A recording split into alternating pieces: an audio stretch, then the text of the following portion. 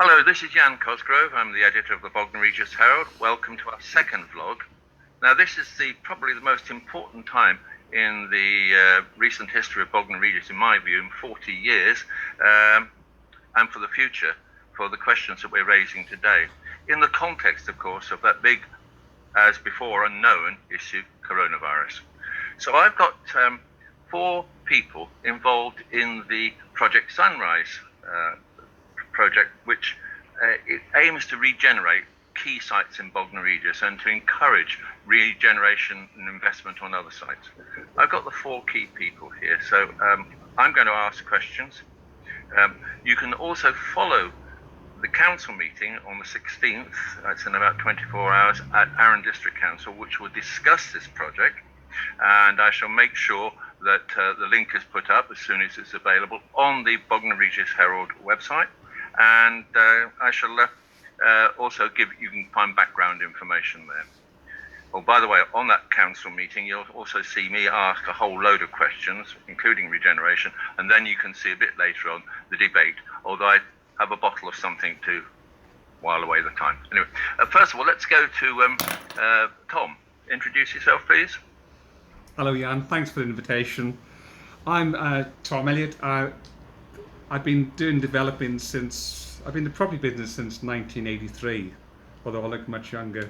But it's, although dealing with, so what's happened is I came to BOGNOR back in 2008 and saw the potential. I just fell in love with the place, with the esplanade, the sea, the whole ambience, but it just needed some real private investment to really turn it around. And my first project was Royal Norfolk Mews, where I did 13 homes there, and we won an award for that, which is absolutely amazing.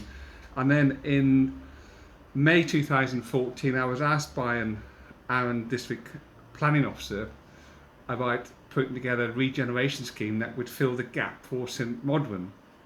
And we put together, as per the brochure, a great team of people together, and this is where we've started.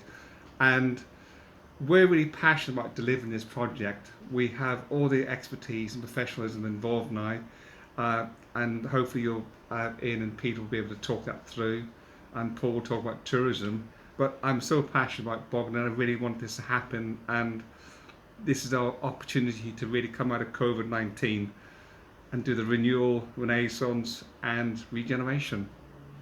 So it's been a difficult time, it's been against the odds, but after 6 years since you and I first spoke, you're still here with us, yeah? It's 6.5 years, £750,000, and we're still here. Well, now, let's go to Ian. Ian Eggers, tell us about your role in this and what attracts you. Why do you have, I mean, it's a hell of a time to invest at this time. Why do you have such confidence to be able to give such amazing support to Project Sunrise? Well, thanks, Jan. My name's Ian. I'm the development director, which basically means we take the development from planning through to completion. And of course, along that route, there's quite a lot of aspects, from detailed design to agreements for leases to actually building the project. I met Thomas years ago, actually. He brought me along and showed me the development, and I must admit I'm still here, and I'm excited by it, partly because I'm partly local, South Coaster, but also see the potential. And you know, they talk about timing, they talk about issues. Fundamentals of a project are always, if the fundamentals of a project are right and always there, the project will go ahead. And having looked at this and mulled it over long and hard and into the night with Tom and Paul and Peter, we still believe the fundamentals are very strong. That is, there's a demand for the space, there's a demand for the town, and there is a great excitement about setting off what you could say is a bit of an uncut diamond. All the fundamentals look good, and the timing of this is good. It might sound a bit odd, but in the world of finance and funding right now, the place is looking for investment. And the fundamentals of investment are around leases, and the new criteria that's come hard and fast and almost an exponential growth is the need for a carbon neutral green agenda. Now, odd though it may seem, we're sufficiently down the line with this project to understand that we can incorporate just about any form of power input and M&E, mechanical, electrical strategy into the development, because the design is yet not that far progressed. Our funders have stood, and Tom, in fact, we're meeting them tomorrow to give them an update, have committed funds to this project because the fundamentals are there. One, and Peter will explain in a bit more detail later about the technology, but the potential for the technology to develop this as a carbon neutral green energy development is high. And as I said earlier, one of the other fundamentals is the demand is there. And you look at the diversity of the asset class, whether it's from theatre to residential to retail and dining and hotels, that's a good spread of assets. So the risk is somewhat spread, but the demand in all of those areas is extremely high. And the desirability of the site lends this to a fantastic opportunity for development and investment. So we see this as an opportunity to drive a green agenda, to develop kickstart a regeneration program through the town, and something to be actually quite proud of. The one that's funny, but the project that excites me most is the beach hut, because you can visualize it sitting there across Bognor's asset, which is the sea, the sun, and the beach, and enjoying yourself, which you struggle to imagine right now. And then of course we've got stuff along the boardwalk where we can attract ideas that we've taken in from around the country on fantastic all-day dining options coupled with hotels and overnight, and of course residential. We'll talk perhaps a little bit later about the ideas we want to bring in terms of pinching ideas from other towns, if you like. That's what's driven them. But I think hopefully that gives you a snapshot as to why we're excited and why we believe this is a good opportunity. I think those watching this, or whoever they are, will be most interested in what you've been saying, Ian. I'm delighted. But over to you, Paul. You and I go back quite a way. You know the hospitality, lifestyle, leisure scene locally as much as anyone in this town. So what will Project Sunrise do for local people, businesses, especially at this time as we go on? Some of the people of our age, of which of course there's not that many, I guess, as Tom keeps reminding us, will remember that Bognor as a holiday resort used to be a boomtown. It was a very successful destination. It hasn't been, of course, for decades. We know, everybody recognises that. But the late 50s and early 60s, Bognor was still attracting a lot of holidaymakers, both 7 days, 3 days, 5 days, and day trippers, because it was an attractive part of the country to come to. It's still got one of the best climates in the UK. It's still got a fantastic location, and it was a popular holiday town. Clearly, like many seaside resorts around the UK, Bognor has had little or no investment back into that area to try and compete with what we had to cope with all those decades ago, which was continental holidays. And of course, the actual footfall in terms of tourists has been declining ever since. It's pretty negligible now on the map of holiday destinations in the UK. What we're excited about here, which is why I got involved in the early part of it with Thomas, is because its true USPs, its true unique selling points are still here. It's still on the south coast. It's still perfectly positioned with a great climate. All it needs is sufficient investment in the right things over a fairly short space of time to produce something that everybody in the nation is going to recognise and see. It's going to be all over the newspapers.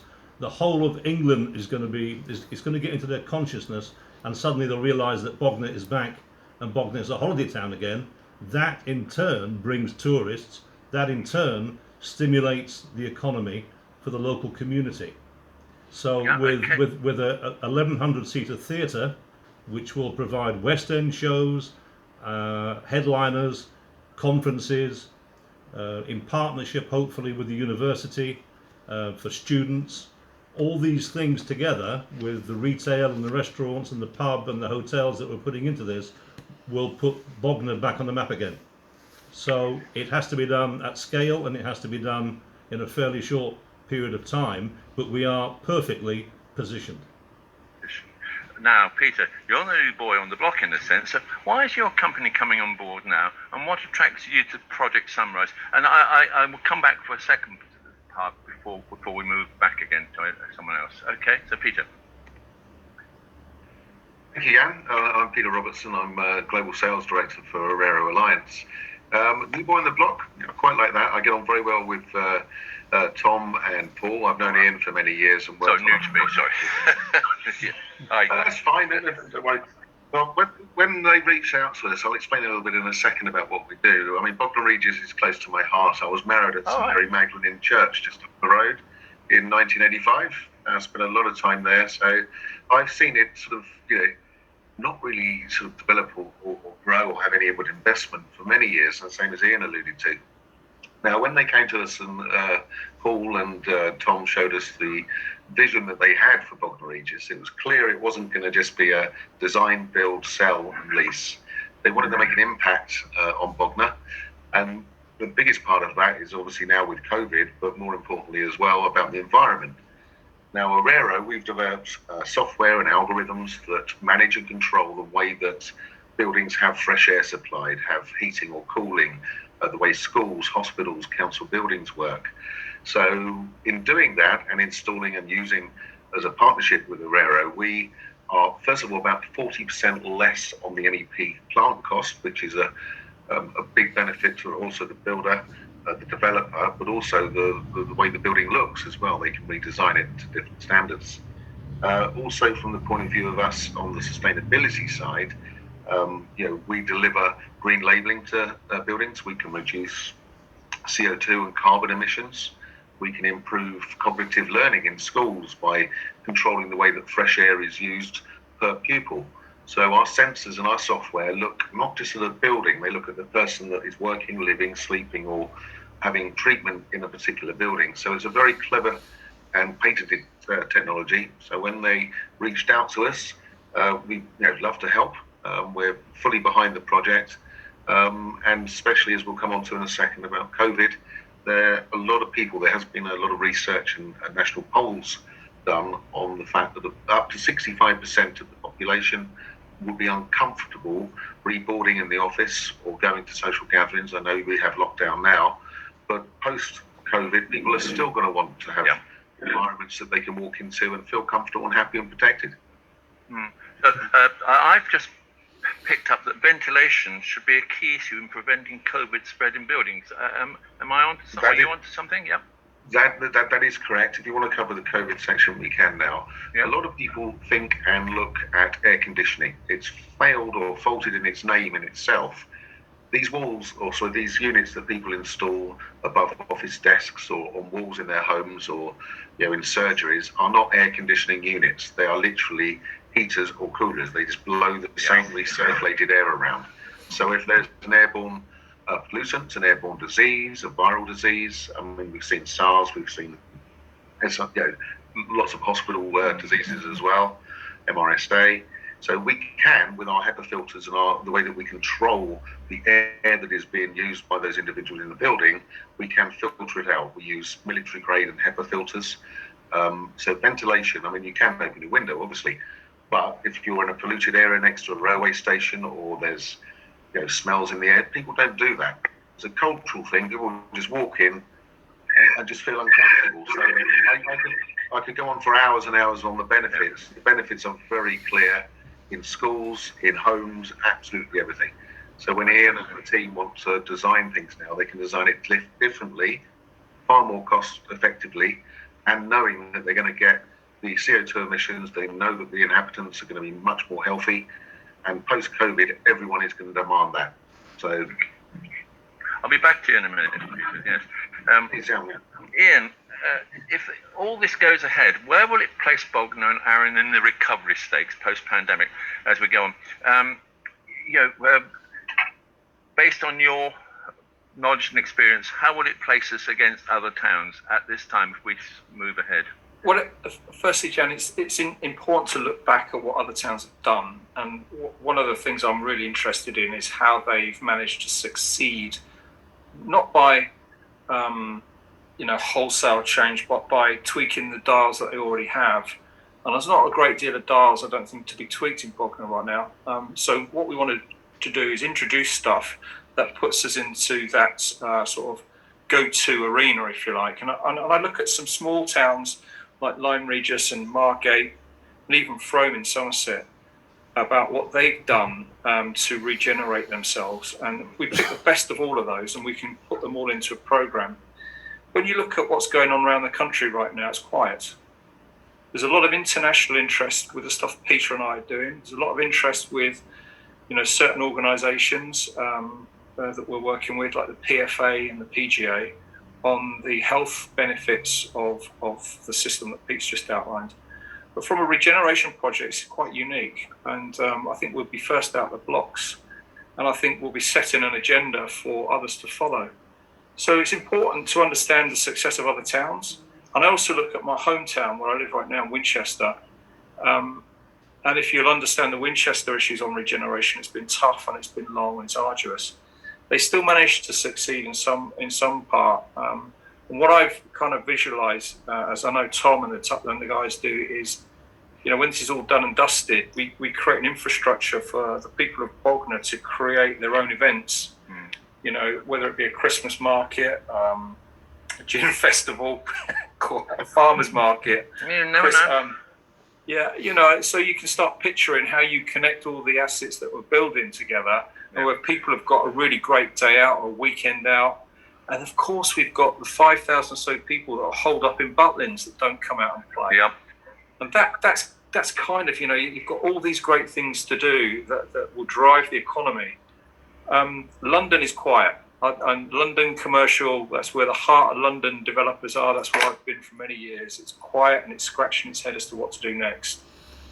We take the initiative here. We've got the support of the funders, because they do need to place their money. And there aren't that many places with a guarantee to place their money. So that's why we're quite excited about this. We set the agenda. It's incredible. The people watching this, who will be councillors and local residents and many other people, will just be, I think, very taken with this whole information you've given us. I'll come back to you, Peter, if I may. Can you give practical examples that the person in the street can understand, which will bring them real benefits? What about businesses, also official bodies like councils, in terms of what they pay out in their energy bills and stuff like that? I mean, everyone at the moment, at the forefront of everyone's mind at the moment is obviously COVID, so I'll come on to that in a second. I mean, everyone pays electricity bills, everyone pays their services and utilities. If they were able to reduce that between 40 and 70%, that's the sort of figures that we've done. We've done installations on hotels, residences, hospitals, cinemas, and we proved that this does deliver the human well-being factor, certainly, but the energy savings are absolutely massive, to the point where we want to get Bognor to the stage where they can actually either become fully sustainable and off-grid, or they can supply back to the grid. We mentioned Butlins a second ago. There's options there for Butlins to also benefit from the energy savings through the development that we're doing. So it's not only a selfish, if you look at it, we're not keeping what we're doing, it's going to be shared through all the council offices, all the businesses that can tap into this cheap, sustainable energy. So the person on the street will certainly have smaller bills, they'll be a lot happier. And when the systems are also in and running, even in the residential side through the fan coil units, people are just genuinely going to feel better about life. And that's been proved now, and we've got a lot of data from Cambridge, MIT, and also University of Melbourne. So we've had papers published on air quality and how we change and handle the air quality. So it's all about people's well-being from our point of view. But Butlins and everyone can benefit from a clean, sustainable, reduced energy supply that delivers everything that everyone needs. I think at this point, with some local councils at the moment who will be very interested with their holes in their budgets to find out some more. I'm just hoping this to anyone of you four who has anything further. So before I come back to you, Tom, for I think the final contribution. Can I just mention numbers, Jan? Yes. I suspect that you've probably picked up on this in previous conversations you've heard me involved in, but most of the people I speak to in Bognor, and I know quite a few having been knocking about Bognor now since about 1950 with the family one way or another. There is a footfall of up to about 15 million people within about 2 hours of Bognor, excluding London completely. And the reason that some of the people that we're involved with want to have an opportunity to operate a theatre and conference centre of that scale, the reason why many of the high street brands and of course local traders are interested in the retail opportunities on the boardwalk, and of course, as Peter's or Ian's reminded everybody about the restaurant that's going to go up or would go up, this will attract a national audience, and the local people will benefit. Some of the arguments that we've heard before over the last 4 or 5 years were people talking, sometimes privately, about the inability to have a theatre of that scale with all the bits that go with it, proscenium arches and fly towers to put on musicals, is not sustainable. It is sustainable, which is why the second or third biggest operators in the country want to come and operate it, because they know it's not for just a local audience. It is primarily to attract people into Bognor, and it's the people that they attract to Bognor who will spend in Bognor, and the community will benefit.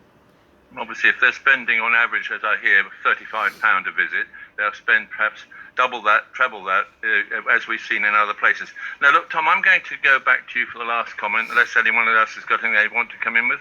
Okay, right, Tom, this is the big one for Bognor Regis. That's my view. You and I have been at this all this time. You're ready to work with Aaron and other stakeholders, I know, but let's say the go-ahead is given. How long will it take to complete from start of construction on day one? When could we see this? Well, this is probably a question for Ian, but he's in charge of delivery, but we are looking about a 24-month to 30-month period from starting. We've got about 56 planning conditions to sign off. We've got the lease degree with our district council. So once we've been given the go-ahead, and we've agreed a payment to Aaron for the land, for the leases, that's all it needs now is for a figure to be agreed. Some people have said, even one or two councillors, they want it for free, the land. That's not true, is it? You must be talking seven figures. It's never been true. What we want to do is offer them a 7-figure sum for the land, that will include the 3 sites, agree and demonstrate and show them how they're going to prosper from this. But apart from, you're talking about the average spend, really important. Like I said, upon this journey for the last 6.5 years, we've been involved with Hull City, we've been involved with Gloucester City, and we've watched other areas, and their average spend is about £140 per visit. Where in Bognor Regis you've got £35 a visit, and if we can give these facilities, they will want to spend more. The fact that people are coming, there are 1 million people coming to Bognor every year, and they're spending £35 because they haven't got anything else to spend it on. So they'll visit the beach. So by having this venue and having the restaurant and having the boardwalk, they'll stay longer. They'll come visit. People that go out to other places will now come to Bognor Regis, and all the businesses will prosper.